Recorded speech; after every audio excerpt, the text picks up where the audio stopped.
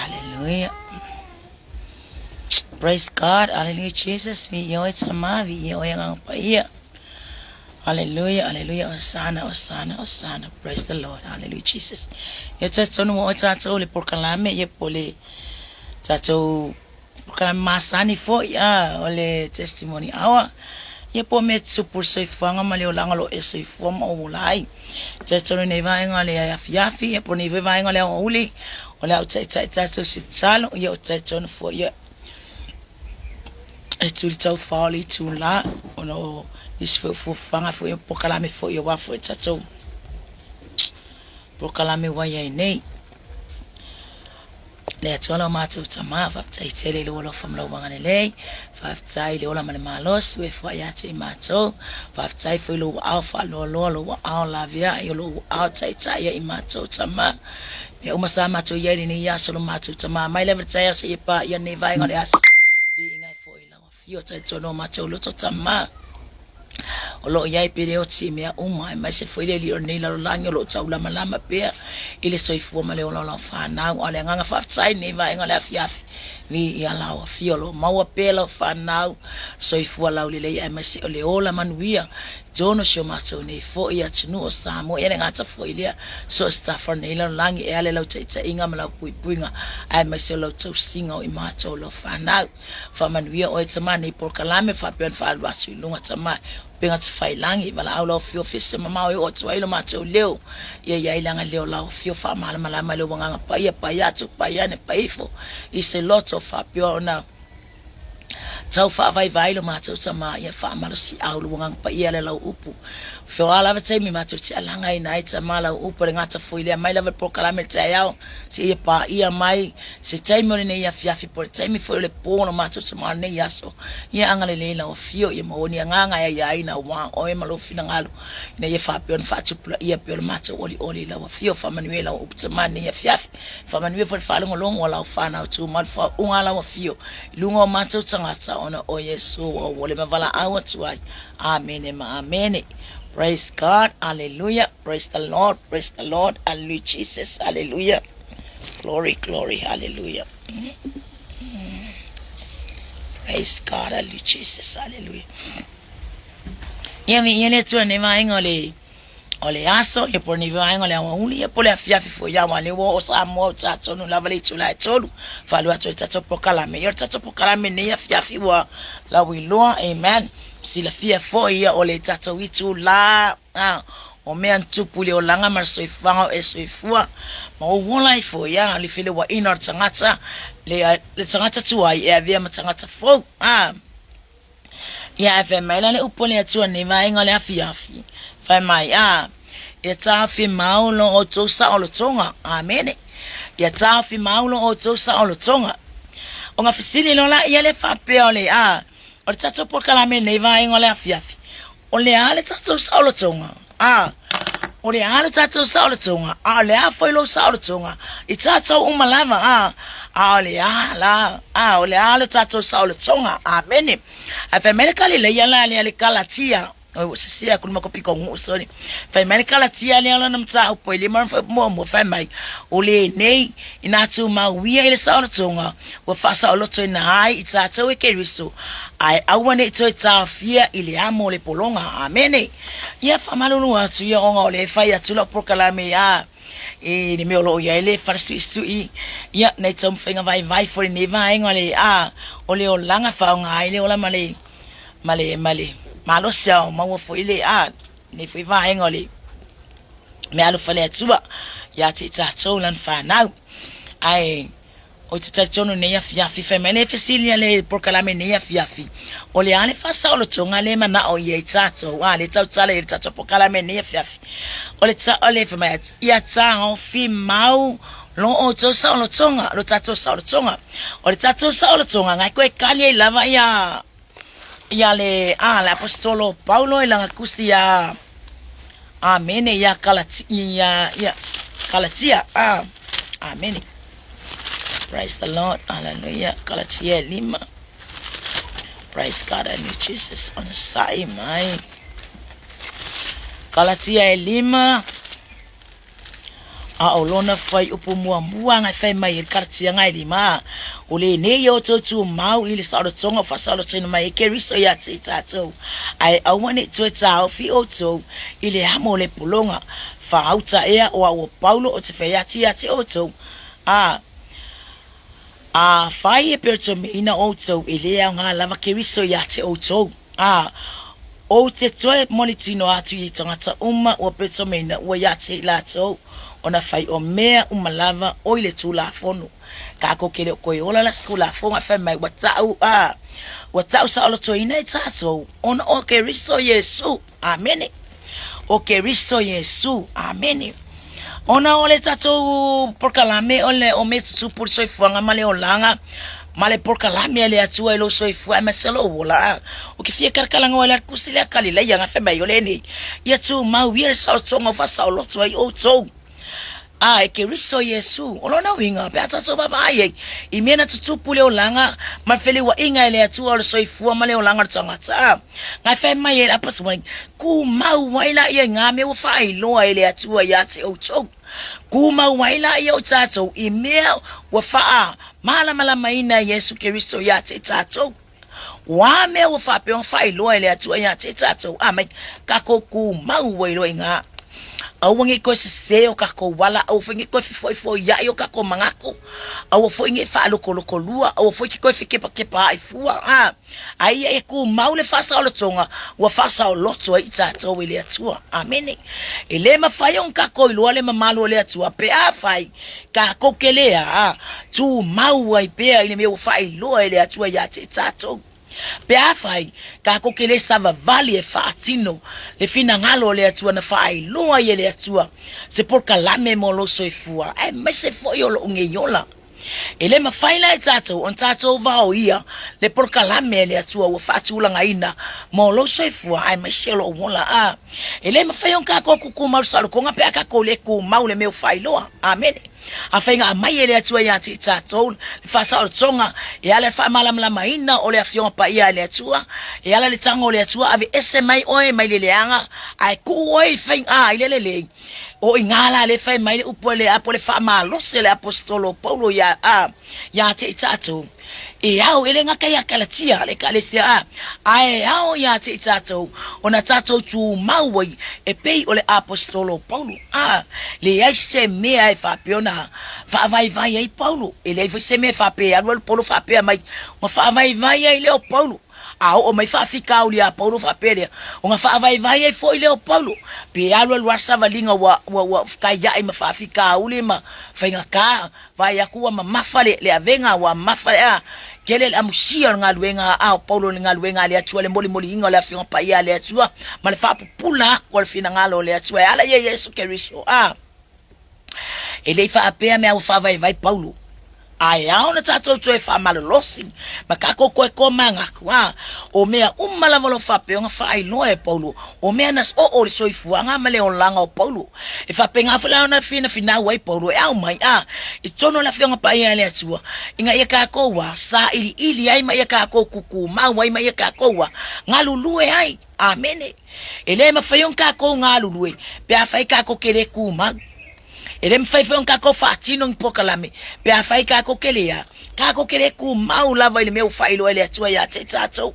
ngalang file wa inga ile atua soifua male olanga inga ye fa nga inga lo soifua o ala me ko ngal we nga ile atua ya on kako ngalu lue marfa maoni ya on kako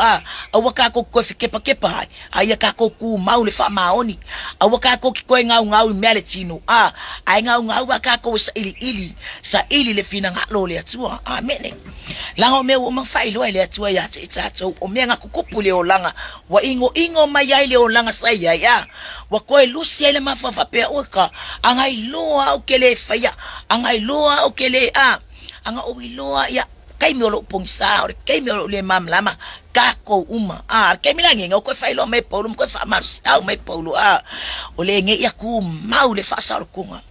ele aya se kako ke mo sa tsonga ele ai foi asa ska ko ke mau ele oli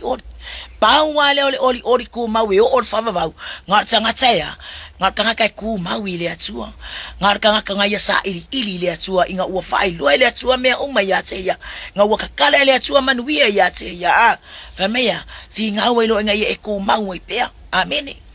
inga ufika ya kama lo le saulo po paulo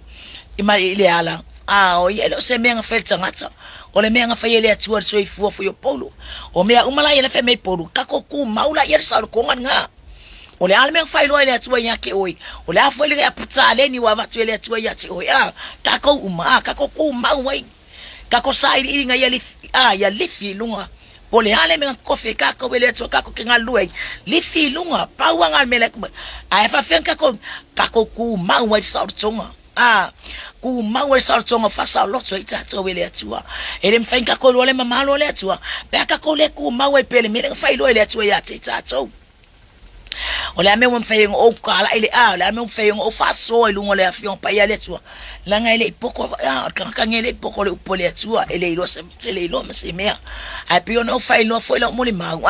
angale ai la le fa ilo ine le tua ilo tangata ole porka la me ma level a wina fo le olanga ile me mfeyeng o kan ole upole tua o me umala o ke ka kala ile afion pa ya le tua ile me mfeyeng o ka kala se me ile kupule olanga ma le so fanga lo fa pio o wona ai ka ko umalabala pe foi la ngani la apostolo paulo nge ya fiafi kako ku mawele ile salkonga ngo fa sa loko wele atua oka kwa yo fia kwa yo oli ile atua o se making ngai lo ko pe va access lo ngai fa vai mai fa vai me le loko isi me ko ngale e kinga ko loko ngo kwa e kwele ile ku me se ku ska ngakala ngau ile atua ile ku me se ku ska ngakala ayaku e manga ka show ale nga duenga ale atua nga ifa pionga au mai le tau au abakule nga ia lifi lunga le le fa nga ino le olanga me so ifang au wa lava nga duenga me na tsina ino nga duenga ale atua na fa pionga fa ino ile atua lo na mamalu malo na matsango fia mes o me we fa sa lot so yo tatu tamata nga ve esme ka ko me menga ko yai oka kele o menga wola ikaia oka sila fiere ri oka ka ula vale fili lano langi ma fier ko nganga mas se ele ya ke no nga me uma o so ele upole ele upole ole ayel matsangi nga me ole ayel matsangi meni ola pisi ile ungi mea mo selu manga yo se ingale se me mo selu manga yo se fanga ko kongu fo yo le onu uma eka lesia o ise kanga ka fia halu e fia fa awo o ise kanga ka fia pi ima la ko e support o pe fa o ise kanga ka aya kwai fa le kongwa le olanga o la fa ilo ele atua manuia yake o nga fa ilo ele atua va venga ele aya skanga ka so ifu ele fa penganga le ele atua waye ngale ole winga la utsala wa halu sa so fa pe mai wale wale se ola wale wal ave se lo le ola le atua umalo wale ala lo nga ko nga ke ko nga we wale afo lo nga we me o ke fia aya ka ngole atua ave se le ola le ke ola ole ale si move ke move le se me afa mai ele ko ya sala mo lungole ele ko ya sala mo lungole ngotso sunga ma le se sala mo ka ko kele ko mo se sala mo nga ka mi mai mo ka mi ko afa mai le asa nga le la lo langi ai mai ma yo ka ko wula afa fa ilo o ile atua la me kele la ai luma o ko ke pa foi ko me wo fa le kongu o ko ke pa foi lo wala nga kwai kangwa oya ku mawe le me wa makwele tso ya ke nga luwe ku mawe malo loko fa maonge ku mawe malo nga luwe man fa maoni ya lo matsa una ngol me nga fa yele tso nga fa tupwele tso le oli lo loto nga fa tupwele tso sa lo tsonga ya tsi oi wale ai so kwaya wale so va ya ko pe ika me sisia oi wale vim so va ya ko ke lo nga fi fa wo kanga kaya oi amen ai sia la ngo me ale tso elo se me aska nga kelo se me alu fulunga fai ole atua nga ya pa ilo to tangata ole ko venga pa ilo loto suia ile olanga ole me la lewe ayo ala kakaukala fefelo kangu ko kaukala ise me la pe ele fe me ku mau ile sa lo konga awangi ka ko ko ya mo se polonga ku mau sa lo ko nga fa sa lo ko o le atua la me fa sa lo ko o le atua la mi ama ko le atua ya ke oi ka ngoi ku mau wai ka ngoi nga lui amen ka ngoi nga lui le me nga ama ko le atua ya ke oi la nga le mafayong ka ko mala malama pe mo itsa to malea nga pa i o le atua fa ku mai le ka ko ku mau ila ya sa ili ya moa ko fe me le upo Yesu le au so o mai ka la ile o ka la yaku isili yaku le manguwi o ko ngai lo me isili yaku me ko ke feia ngai lo me ngo feia va benga fa aku po Yesu o ya Yesu le chino male la lang ya fe me le Yesu le so le yo ka la fa pa so ngo o ko le ile nga pa ya ono yo fei o koma maso o kala yaku kala lele isili yaku me ko ke feia I me yo ke no ko va ai ma o me ngala me nga le mga o yele apostolo Paulo ngaya ka ko va ai manguia sili yaku amen ngaya ka ko va ai manguia sili yaku ngai lo me ya ka ko va ai ma fucking o ai ele ali faola sa ole le ya o ke ka kong winga le le fasi foi tsa ole kong le fiona pa ia ne atua ile fetsa la ngang fetsa la ye Yesu le au so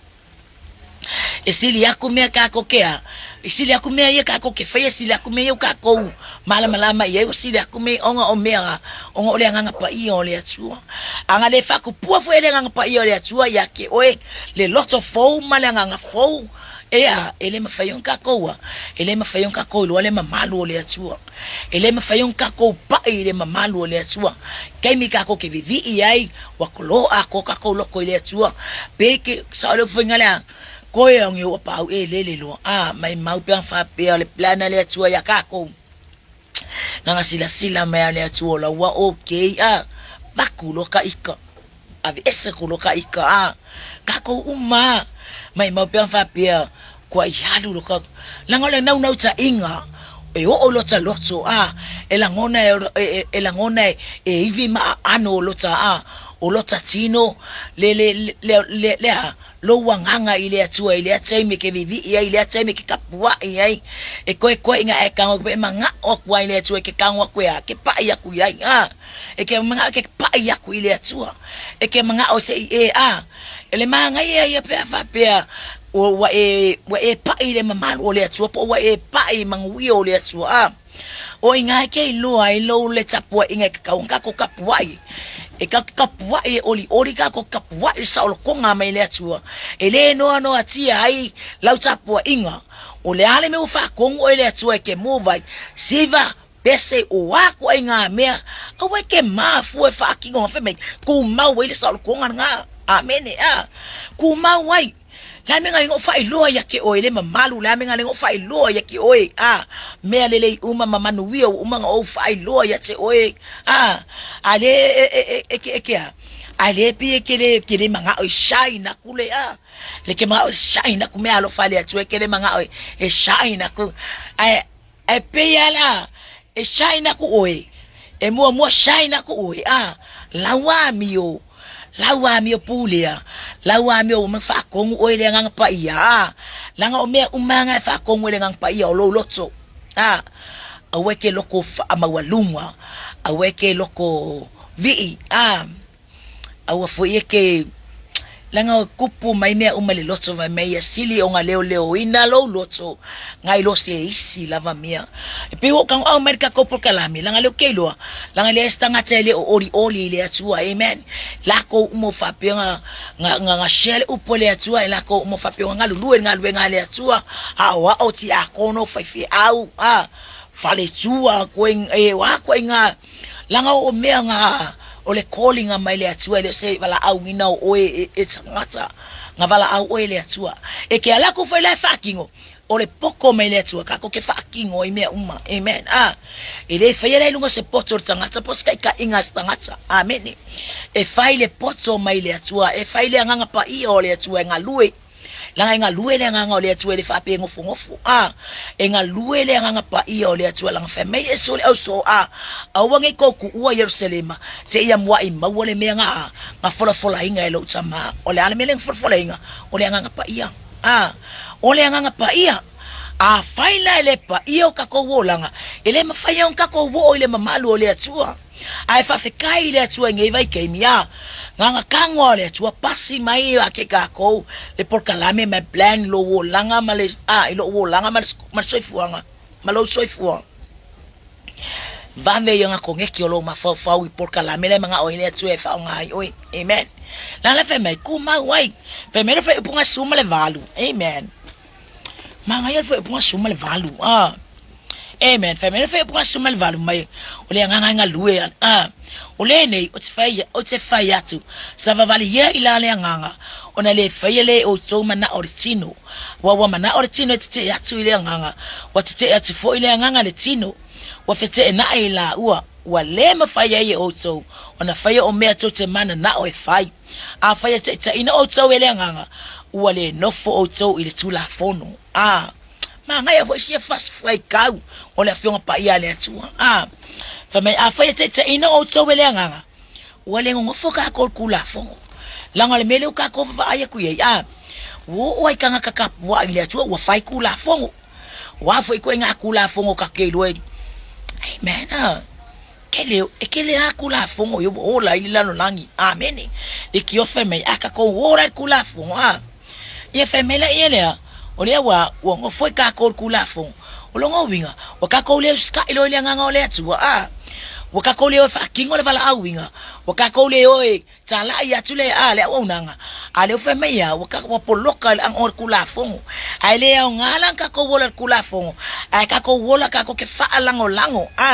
ile nganga pa iyo le atu e fa wa ilo calling mai le atu e fa wa ilo vala awina mai le atu ele ma fayon ka ko ngofo ai pe amene langolo o ya ile ali ole lo langene fe mai elua nganga yefke ngai ole nganga ole tua male nganga ole ti apolo fe mai wa mana ole tino etite yatsu ile nganga akaukala tino kaukala ki apolo kaukala ki apolo le menga ngala inga feri wa inga mai ele tua lo fo yo langa e pe fo yo oi fili wa inga mai ele tua lo wo langa mai le menga e lo palai e au mai e fai oi matanga tami ole le matanga tale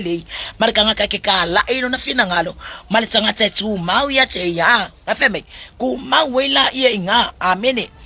wa feme e wa manga o kingo e lu ka ko esa ole le ya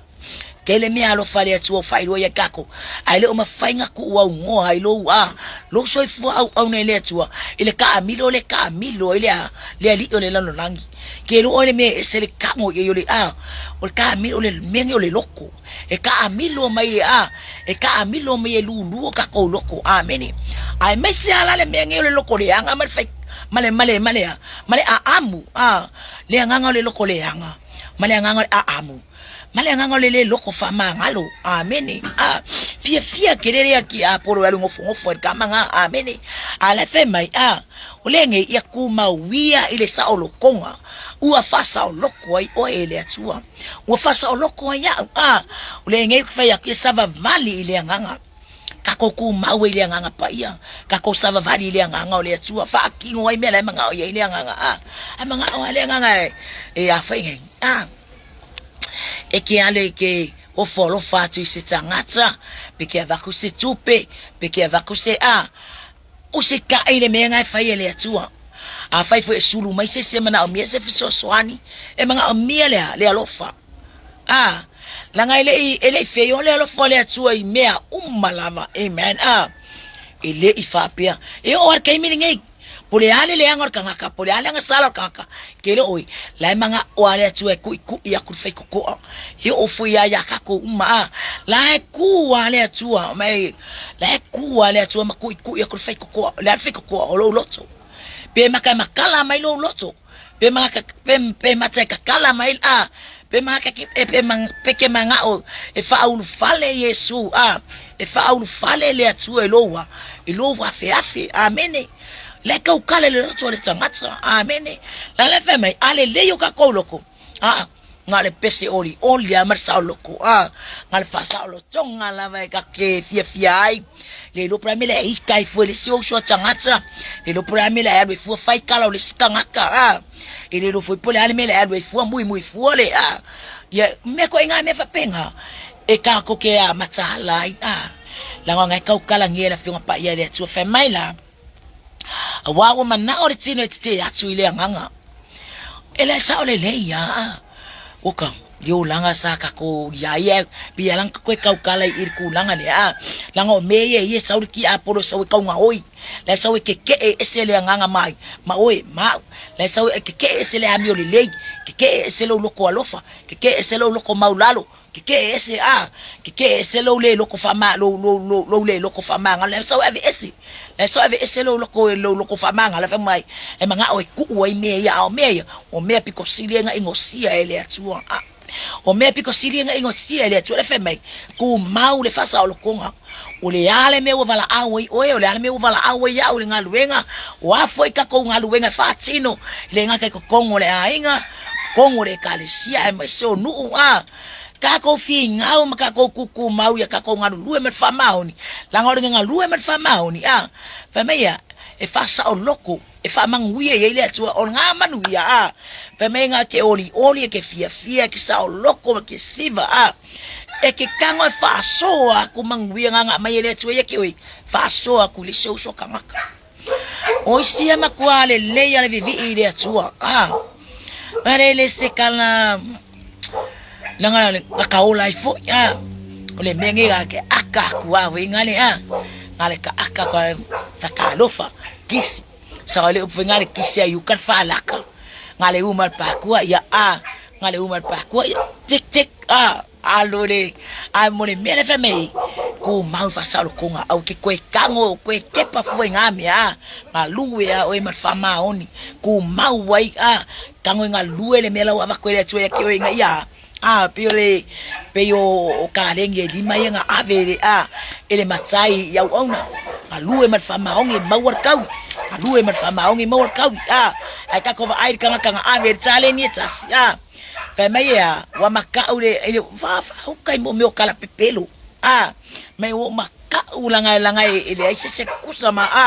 malo makai wo walwe lowa walenga duwe ala ku edi pat pala wa kangwai mone mer kanga kaile sika e mer kanga kaile falongo lawa ba kumang wie ngaluwe ai fa ai fengale atua lawa ba kumang wie lo ngaluwe ya lo akia e long ainga akia e long fa long to lua malan fa na kongo de kale sia wa ya nga umayame umangai fucking oi afemea ala ku edi le pala ai kangwai lalu amen ole ala me la ola ilunga pe fa yo le la kwele ngaluwe la ku kangu pala fa fela nga mawasilo mga fa fenga fa mangwiele tsur kanga fa yala le olanga nga ola yaka ko ile soifua nga male olanga lo soifua ma ovo lai wa mangwiela fo ile tu ya tsatso ala feme ku mau fa sa ko nga fa sa ko yo ile tu o ko ke pa foi ko vai fo lo so kanga la nga fa vai fo lo ko ku ai pelo so alo vai pau wale me kakalo ya akakala kwa esale olanga la eso ifomola ya kakia ile atu fa unga le atu kakia ile atu fam singo city ngeke waka seser ka fam singo ngeke wa ka fam singo alo singa ngani nganga ka ia unga la pela pe ifo ile ka ko sabadinga wa ile fa pela alwa kulo fam singo ngangu ngulor ka ngakale ka lekela ku ya ya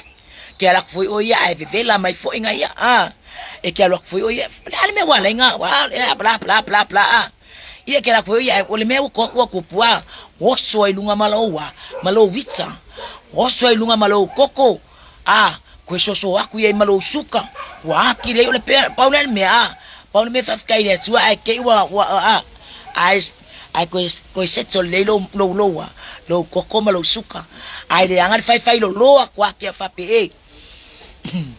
kalau fes kenyo lo full ka vevesia mal finge venga la kwa oi oso ya le mai wo so le koko si wo so koko si lo makua ole arko nga arule alu ya ole ale alule alu ya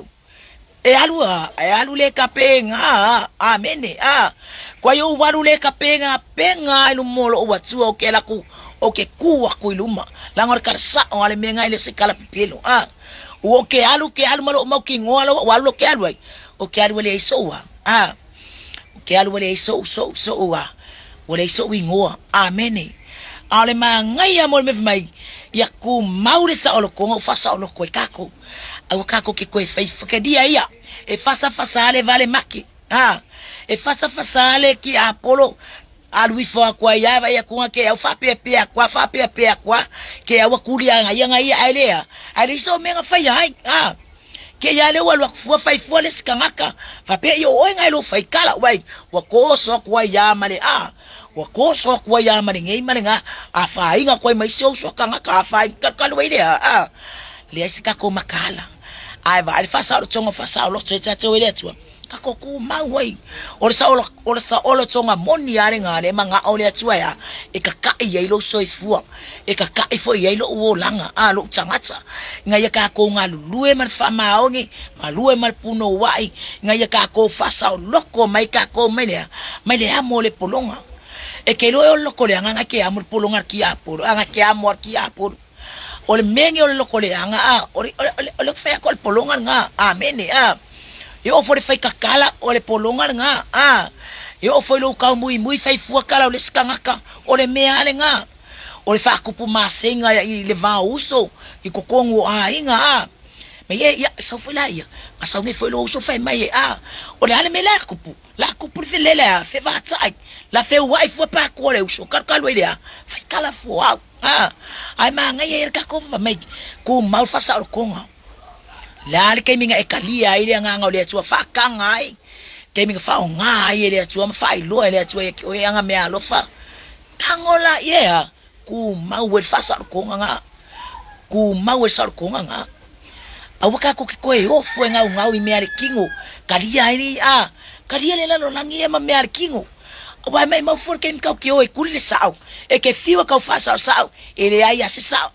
amen e ke fiwa kulile sao ya ke oya ya mama o la wa mau nga wa e ke fiwa su e se va nga tsanga tsa ma wala lo le lo se va nga tsanga tsa la ku mau fa sa lo konga la ku mau sa lo konga o le atu la ku mau sa lo tsonga le lo tso ke la fa pe ya malia ya lo loko o le afu se fa le kong ya fa ma nga lo mai fu ngi inga o lo fu ya o se o le vave fu ya o ka kala ma sao ile sia o stain lo vesi marco lua o ke ngia ko lo makua marco inga fe mai ya me ngai ngukul maso ya me ngai ngukul maso ale manga ya mol merka ngaka ke la ko ale ke mingi ile ya mse ko fialu lalu e fe umai lunga ala ke la ko ai manga ya me la ko lo manka penga ile tu lo loko la ku ile tu lo loko menga mai lo pipi ile tu ke ni umma pole arki nga makui o kala ya baku o le kanga ka sa o loko e ke le kango e fa ngar kala nga ai ka ala fe kelwe alu ile tu amen ku ile tu lo loko fa kanga se lima minguke e ke ngofo e ma fa ile tu ma e foi o que va ver sa o cari va ver lo wika ngofo asawa ke vai kwala ngofo kama ngofo ku wa ku kero oi e a mire tu file mu ke kali koi ke ko li swa vai ya ne lo ko ka nga ma ya ke oi la ma ya ka ika ongo ole le yo le tu le ka ko ke au ngai ongo ole ma ngai ya male makango fio le tu le wa makango fio nga kaimi amen wa e au le ya ko nga kaimi amen e ngofo ke ya ko lo ke fa mai ya fa marulu ku fo ya o le afu se mengo sa vadi mai yai wo le afu sa fa ngoro e kaimi mua sta fu se sa fa fonga foi por sa fa ngoro foi e kaimi ngo ka ngo mai foi lo kama mai ya o le fa se maka la ya o le fu se poko ar kaimi nga ori lo ko ile atu le fa sa lo konga le fa sa lo ka ka wele atu ele ska mai fa sa lo konga wa ngau au mai le ko sa lo konga ako ka ko ke sa lo ko ai maka ko wa fia ai maka ko ori ai ala la bangare ori ka ka ya la ngola kilo foi me ale tino amene wa ngalo yang ayele bala au nga bala au o yele atu wa ngalo yang ayele le plan le atu lo ngasoifua ai wa manga oya au mai le kingo ka nga ya mi milo mai le mela mga oyelo nga loko ai faka kia le fina ngalo le atu ale manga ia o ame ba kwele atua ya ki o se kango e fai male oli e fua mai mea ke fakingo penga singa mea ai ke fakingo ma se ipu vai ke asu a o ngame o mai fai me ko kongo ro loko fia e yele kai me fua mai yele o ipu vai e yele kai me fua mai yele o mea ai e yele kai me fua mai yele o kupe a e ma ngai yo mo mo ka ka ai masangi le atua masangi le winga a i vira isi kai me e ye se kupe a ma ngai ya vo yole mo ni mau finga mo ni mau e visita si foi au na mai ni sila sa Julai foi ile fata foi el macho e kale sier ma ngai yole mo ni mau ke ngo kangi le mo ni mau ile mo ni mau ngole makau kio le atua nga maka ku le makiva nga maka ku le se mea nga maka ku aya ai faile mali urtsa ma ayo mai faatino le por kalame manguia mea umole asorta ma asia ongole anga le leio le atua ka penga ele atua ya ka penga ele atua me ngofo mau anga o ele ngofo mau e uia langa ai ngai momoi mea nga mau e ngai kupe mea fe wa ai masava mali ai ma kausai ilingi kupe fucking wa ilingo ngofo i kongo latunu i latunu afeme ya ile imakia ile la au nanga ile atua male loto finau male loto imanu ole atua pe ngala le mele manga ole atua ya koko yo kakolo me fela le alu el fasa vadinga mo akume wa ave ye ole atua imangu wi afale nganga langa o tangata ya kausingi yo le mangu wi ole atua ekele ko va aile tua nai ekele ko va aile keme makiva ekele ko va aile keme aya wa maile wa ave o matangata malosi wa ave o matangata o tangata fa nga ina fa nga le au na fa nga ina so ifo le au na le tua e va penga le kupu le loto tangata nga plan le tua me umal so ifo ameni plan le tua me umal so ifo e ke fiu ke sola isi e ke fiu ke le fia awa ya e le mafainga sola i lumo le atua langa ole callinga le atua i lo soifua alwe ngalue ko kongo la ngalue nga ole calling fula le atua lo tangata ole alofa amene ole vala winga fo le atua lo tangata o ke alofa amene langa le ofenya ke ole menga kupu anga ko le atua lo loko kwa yo wa lofa lo wakua ile lo atua ile keminga kango ile atua pa ile atua lo loto ole mela nga ole mea no frangale atua ya kia wele o mafaingo owa ave isia langor kaimio kele langona so wa lo far kaimio kele fucking so wa lo fa ya ese kanga kwa polonga lo loko amene ele o sofia le leila ele o sofia le leila ele o sofia fai foi kanga ka so o so se ke o se me wa kamawa ala kangole atua ya kangole atua au maile loto le kangole atua ko kole lo fo yo tatu tangata amene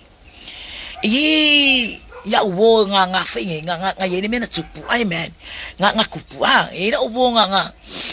ya nga fe me ai lungole ake lo ya o ngo ser sauro wele ke no o kire ika ngokusongo la ngonale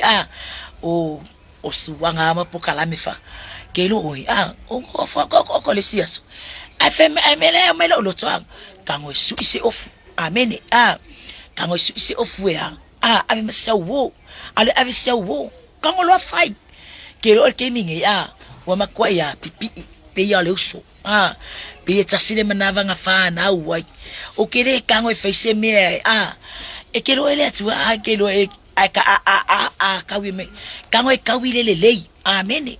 po ame o ke finga wai o ke langonga maile atua pele ai se kupe fucking wai pele lavar se le ni lo lima ai o kango e fucking o le mele ke mi le fai mai ele atua ke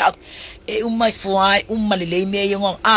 lenga au mai ele atua kan e fa kango e fai amene o le mele o ke fia ile o atua langa o le atua lo ke au ngai o le atua lo soifua o lo soifua pea lava pea o le atua o lo soifua nga ke sila fio kakoa mana onga nga ke sila fio tatou langona nga ke sila fia fo tatou maftianga mea uma yo yo tatou lo soifua malo ola e langona ele atua mea uma e sila fia fo ele atua mea o lo fetau fetuli ya i fo fongo le atua o lo fituli ya ifofongo le atua I mea uma. Amene. Po ala kako loko I mea kako ke ngau yai, ma mea kako ke ile tino nei, awane ingalo ya ti o ya, o lo o ya ifofongo le atua ya ti o I mea uma. O lo o muri tai fofongo le atua I mea o lo fie wa I la da whanau. E re kula fo ingai kako ile atua I mea uma. Amen. Ai ka ile atua lo e ka ile atua lo lima. E fasa vali ile atua o yala le lei. Fa mai le family afengi family le foi upule se fulu valu amen le Roma amen Roma e ono lo fe suma valu amen ya se ka ko ya kwa ngai ko ya Roma isi ma ngai ka kango fie oko mai ngai me ye lango le me o le manga ole tu fa lo aku Roma e ono Roma no mta opo ono no fei upas for my value mai o tu sau no foi o to na ilang sala au fai ma au na ale ami tonu amen fa mai o tu sau no foi o to malang sala au fai ma au na ale ami tonu amen ole ale au ngale ami tonu langa fo le kako wo ese mai menga kako ngau yai wa kako le o ngau kako ku mau ai pe ya fa kingo le por kalame le atua molo soifua fa kingo foi por kalame le atua molo wa foi tangata ele mfaingo o la ku foi e lo ke foi le loko lesima ma save o foi le ma save o foi le loko ifale o lesi ala fale kongo loko ifale ai manga yer kako vava ai le atua e por kalame le atua mo kako sika e kako wa fa kingo awangi kako mai watu watu sauno ina foi o to na ilang sala wa ese me kako le wa mang kango le atua ese me kako mai le leanga vai mai le kako ku mau le fasa o konga ngawa fasa o loko kako le atua fa me o fa kako ma au na male amiotonu fa me wa fa le ma au na ale ami o tonu kako wo ese mai mele kako fa moenga nga kako ngau ye ma kako fa pia kako yo sa ole la fa pia kako yo oi le ai la ka wa le ai ma fa lo ya che oi kako wo ese mai mele tino langa menga wo kupo kako wa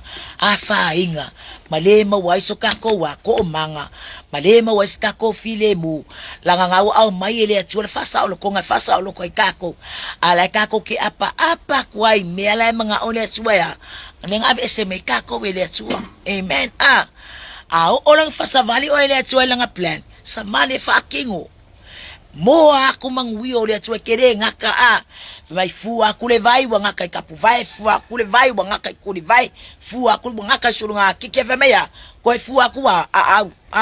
o mangwi nga le manga ole atua ki alwe kuli amene mangwi nga le manga ole atua ki alwe kuli mangwi nga ya yo nga mangwi wala val nga savari wala val nga asa wa ngaka kapu vai wala val nga savari vai ngaka kuli vai ya wala val nga asa wo on wasunu nga kiki wala val nga se ya wo on kako imang wi ole atua asia ku mau le fasa o tonga fasa o ko kako awengi kako ko ya pisia fuai mea alingeila lo langi kamo e pungo wa ya o ya awaka ko ke kepa fuai vai ngor kangaka pole hare fai me kako kala ifia me oi se langa o linga ole makuai oi aka ori sifiringa leka ke fa pere ko o mai kala kanga ka fa ya ika o mai ya kala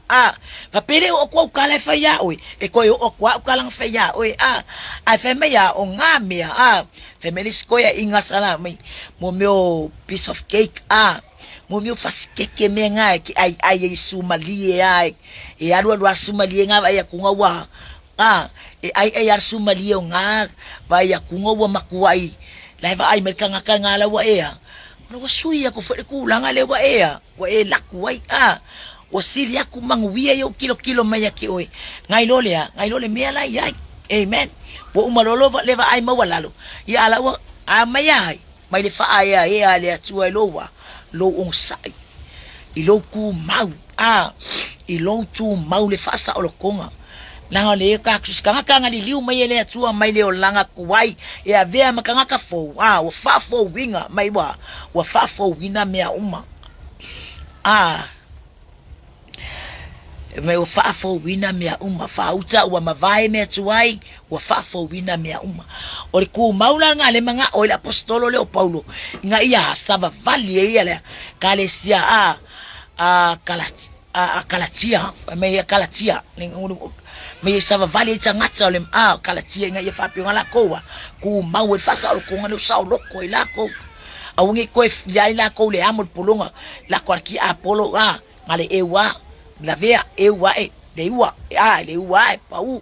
ua pau ewa ama nga yole ku mau le fasa lo ko ku mau me nga wa ko ile tu ya ki oi ku mau malo makala awangi ka ko fa kangar ki Apollo fenge vaves ka ko fa yunga langa me nga wa kele nga attack ka ko ki Apollo vave yor ka ko fa yunga ko ile leilo fa longo ale leilo fa longo mfai foi ai fa longo nga pule o tato ka ko loko amene ale leilo fa longo mfai nga pule o ka ko loko ai ale anga la fa longo ya ka ilo ale oso ale ka ilo ale oso ngale ale oso likala ngale fai so ale oso pok ngale oso ko afiko ai malingi ko ko fiki mai ko la ko ma nga ye ka ko focus fa kere ngeser ka ko bika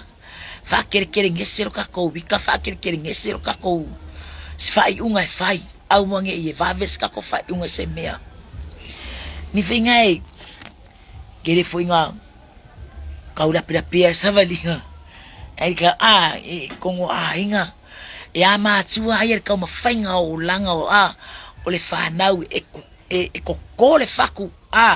faku nga ko mai matua kako matua ya kako mako ya kairo ye mako la ngo fa longo wi isoifuanga o mako o ka mako o king o ka ma o ka tencha yo ka ngaka ya ai o mai ki mako ya ilianga vea ilianga makau kia fu yangai ai fa fikai le atua i manga io makua firiwa inga ma ele atua le olanga ma le soifuanga o ngai makua o mai e lola ia le ola ko fasa vali e lo mai makako au ngatu pulanga le yetato le vola wo ke mi le ka ko manga fasa vali e ka ko fanga inga ia ka ko wa o fakasi ule lima makai kai ma o fakasi fia fakasi sava vali fakasi ai fakasi pepese fakasi pesole loku kai mir kai au afiafi ole po mea uma ka ko ke fakingo mea uma male male loso ina ia ngalulu e fa tasi le ainga loso e tasi ngalulu e mole atua manong fingado e yele wa ka ngale e ke kifiu ka kiaro e ka kusukoso merka malo ia makau fai o le fingo ka mai ki ai ufur ka malu e ka ko mai marka malu ale o nga foi e as ka malu e ka fai ka ku pale ma ku ka ko ya ka malu ai fala velave ko maka ikai e ku sa badingas ku malu ai sia ma fu mai sia o ngole le tu fata sia tia e nga du benga le tu ke lo ke mi kala ngoa makwa inga le to lua taksi o sai mai o sai mai ka kufa kasi o warkam finger ka kuainga ele nga karfanga ela finga mang wi fanga o le vai mai de ka kufa kasi ai de ke mang wi fanga pe vai mai fanga o esel me alu ye o esel me nga ya ai mang ir ka kufa kasi mai si ai nga ai o me ke me o le atua ai o me ke me si kianga polisi kianga mua le fa kali lalangi o mai le yo o mai puanga o le ko inga menga le ka ke manga o ikongolo inga ya kukufa kasi le tama kukufa kasi le fanga ka ko ka fai ka ka fai ko fai ka fai kuli fa kasi ameni ka fai kuli fa kasi nga ya kingi makau lau o le fa moe o le kersiano ile langi male o le fa va ai le mafainga ko i lo le langi male o le fa va pe a fainga le u e faska mai mea ska mai mea ai le mafainga ka ko ki nga fa me o la le kama lo la le la le ku mai o la le ai ki I o ale foi nunga kako no mal fale i o ale oka e manga e sa ele mai poko mele mai mele tu kako ia ai kakawa kako makale ko inga me nga wa se sefu ya kangaka manga ia kako voi lalo le loto mau lalo kako sava vali male loto mau lalo piona mana o ye tato matai o Yesu Keriso nga ia kako kaufi maulea kako sa o konga o fasa o loko kako ile atua ai awangi kako fe me wa sa o loko ala le ai fai ale va mariskangaka wa sa o loko wa ala fa ma walunga le lava malong ko lua la fa ma walunga le lava malong auso mas kongo yo foi ele va fanga uma maku ala fa ile va le simon ka mama non kinga ai makaulia ele se mea fa me la finga pa ia le atua ya ava ilo tsa mama lo tina onga fa ale valeva ile o kako waso ile ngeila lo langi kako ke yai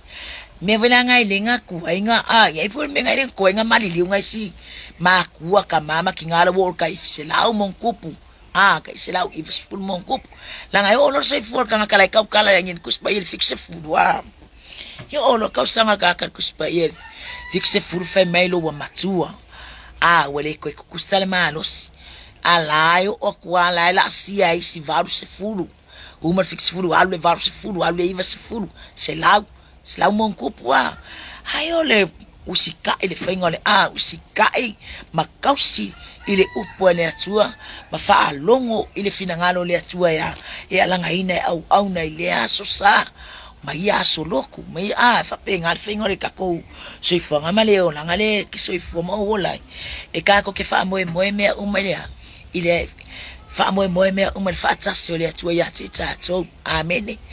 awai o ngei me o makako ke o la makako fia ile o ngei me sesi o me ale atua langa le se me makiva ile atua o le atua esele alofa o le atua lo ofa peonga ye le sosia markama inga o le o male o le me felanga fefinga kai kanga la ko la asia ia tu langa o le atua le fina ngalo Yesu ke usong sawe fai o ngai le mafai ngalo fa me Yesu feki fia muli me kia amola lo sakaulo sawe amola sakaulo mafai ngai amola sakaulo muli me la kia la ngai le fengo fie le le fengo fie ye le amo Yesu le ngamo Yesu ai ko amo Yesu sakaulo ai ko amo sakaulo Yesu afa makiva ka ko li fa lo Yesu Keriso ngalu masa sai ile se mea nga orsi lava nga au ye ile lo sulngati ai masa mea afa mea ale uka kama ingai ale uka ko sa loko ale uka ko fia ai sea ngo ka ko wa fa longo ile upu ale atua ile o se mea fa le nga ka ko kinga ile o se mea fa le nga ka ko kinga ile atua ile ai ole manga ior ka ko kausole ole manga ior ka ko ngaluenga or ka ko kausole fina ngalo le atua au mai amatu avifo avange ku mai ku fakasi kongole I kongole ola lenga ka awale faila unga ngafi meila me ku le ola ole ato le ye le ola amene o mai ku fakasi kongole akongale mawaile ole ola sa loto male ola fia male ola male ola fina kere koe mangaku ngi mea wa kuangai kere koe mangaku foi mea ngakukupu le olanga marso fuanga le sabadinga le makanga ai ngo filiwa inga ka ko wele tu fa me leo ai fa me leo apostolo nga paulo la kusia kalatia ule ngei na tu mawia ile saulo tonga wa fasa loto inai tato we Keriso ai awane to ta ofile amo ole polonga ia kako kamfe ave esia menga polonga i kako loko ya la polonga oi sa ile skamalo al mako simako ikane sia la wa mo ko fo isavai wala nga polonga oi olo au le amene wala nga polonga oi olo au le wala vinga ko polonga ka ko ya o ka ko wo ese me la fa vai ma ile no ka ko wala au nga ile tua ai focus la ma ai le upo le atua makako fai kau ma wao ile ngal fai kau ma ile ngal kilo ma fai kau ma uma ya uma fai kau kuspa ia le ai se fai kau mai kango kakalo le ko kakala mai le upu nga ai se e kango fa kingo fa so ai le nga fai mai nga fai kau me ala kinge se ko kia umar kinge se ngo fai kau ai le ai maso bala malama se me kasidaya la kau kala me kinge se e fai akuro fai mai awa ma fai kau lokus ola lokus nga fai kau le yohanem ta mua ta ku sau lo kau lo ko mai langa foi la le kau lo ko la ufanga wale ngi e fa ku la lokus alo ma fai kau ola lokus me le yohane fa ku le yohane me le evangelia yohane afa kango la fai kau me le yohane ya ko nga ku si venga le nga o me fai kau ku si wal me venga ku si nga o ka mama lo ki nga lo fai kau ku si mo wa mai ile yohane le evangelia yohane mai wale kusilia sasa so ka ikelo ka mama lo kinga ai me fai kau ku si pa so ifalo kusilia evangelia yohane pe nga foi la fa na mai kusi gaming makama yai so ifale evangelia yohane ta mo sa ile amatanga le loko sa ile tso foi loko langa foi la langa le sawa o ai ma fai kau ma sapela fai kau gaming e fa ko ngi yo ya 6 le ya 7 la loko si fai kau o yohane la la mang fam mai sa ile amatanga kango lo lau bai ai mea ai le se le fai kau ya ka ko la le ka ko malama ko angai fai kau ka kalo le ngang pa yo le tsuya fa malama mai minganga me Yesu isili akule ole isili akule la muri mai ngai kiofo ia Yohane alu Yohane tala ia fe mai kala Yohane wa uya nga usfa la le yala ai le lo muri mai ale vo bo kai me Yesu ya ale o afio Yesu le langi wo kai me wa ese wo malanga ya ministry nga sawe avia ale wo ko sa fe mai ya awko ku o Yerusalem se fa kalilea le mo mia na fora ina tsuelo tsamaya te oto ole nga pa ia mia nga le manga ye ka kowa mama ai fa kali le nga pa ia ole me fa ko ngoi ka ko le nga pa ia kilo so se me ka ko ke fa kingo le nga ka kala le nga pa ia wa uya fa ya ku kala susa wa uya le sa ku ka fa ya ka ku ka fa tsama fa au le fa mangongi me ka ku ka nga pa ia sa so me fa manga ku me si me le amale ore ku ka le amale nga pa ia sa so me po fe se me ma waila wa ye ku ya nga mawa ai mawa lango laya la fa me ye ora le upu e ora le upu lango la fa fonga le tuela wa ka kingonga la fa fonga le tuela wa lo la kalanga fa yaku lango la le van fifa kali le tue ke ye ke kongo nge va nga la fia fier ka ko fa soanga nge ya fia fiole itula o me tsupule so ifanga male olanga fili wa inga mele olanga le anga mele olanga le le yo ker kongo o marcha tsopo kalame mula tulenga fatsai sunga fatsonu ya lenga tsa foile sunga fafenga inga faritsua wompa anga ne por kalame ro fapiona tatso va tu fatsa simai ineva inga le aso ya mese so umur por kalame ya lenga leo le atsua tu mau fa unga le atsua ya na au na lenga tsa foile fatson wa fa fo ino por kalame ni foi va yaso wanga yo ala tsala fa utsato sitsalu ya tuwa matso tama mai afo ila por kalami fle ina lo finangalo ang leila uptama fa manuela fa longo la fana ya ila ngaleo la afio por kalami mtsoi tamaro umulia ai mai lo matso watua ya fa hawa upelo nganga pa ia ina ya fa ina me umane manuia fo ili inga ila afio tu mar fatsa va ya matso la fana amen. Here to God be the glory forever and ever. Amen. Arufatile tulava mo oil ainga chino keriso. Amen.